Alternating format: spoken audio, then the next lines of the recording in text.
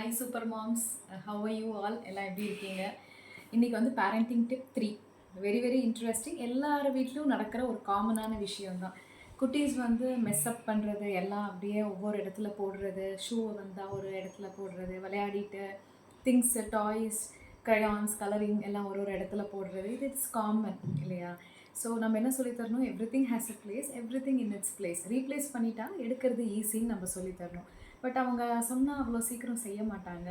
நம்ம வந்து என்ன பண்ணணும்? இதுக்கு ஒரு சின்ன டிப் அப்படின்னு பார்த்தா, நான் இதெல்லாம் எடுத்து வைக்கிறேன் உனக்காக, நீ கொஞ்சம் எனக்கு ஹெல்ப் பண்ணுறியா அப்படிங்கிற மாதிரி நம்ம கேட்கணும். ஸோ அவங்க வந்து ஹெல்ப் அப்படிங்கிற வார்த்தை வந்து அவங்களுக்கு ரொம்ப பிடிக்கும் ஆக்சுவலாக கிட்ஸுக்கு. ஸோ அவங்க என்ன பண்ணுவாங்க? அவங்க பார்ட்டிசிபேட் பண்ணணும்னு ட்ரை பண்ணுவாங்க. அவங்களோட கான்ட்ரிபியூஷன் நிறையா இருக்கும். இப்படி எடுத்து வைக்கும்போது அவங்களும் வரும்போது கொஞ்சம் க்ளீன் அப் பண்ண மாதிரி இருக்கும். நெக்ஸ்ட் என்ன பண்ணணும் அப்படின்னா, ஒரு 5 மினிட்ஸ் பிரேக் கொடுக்கணும் அவங்களுக்கு.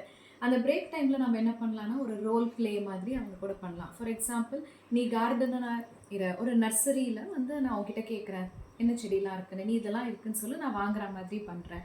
அப்படி ஒரு சின்ன சின்ன ரோல் ப்ளே பண்ணலாம். சும்மா லூடோ, அந்த போர்ட் கேம்ஸ் வந்து அவங்க இன்ட்ரெஸ்டடாக இருப்பாங்க. பட் இட்ஸ் அகேன் ஸ்கூலில் உட்காந்தே விளையாடுறாங்க, உட்காந்தே இருக்காங்கங்கும்போது நம்ம உட்காந்து கேம் வேண்டாங்கிற மாதிரி சொல்லிட்டு ரோல் ப்ளே மாதிரி பண்ணலாம் அப்படின்னு நம்ம கேட்கலாம்.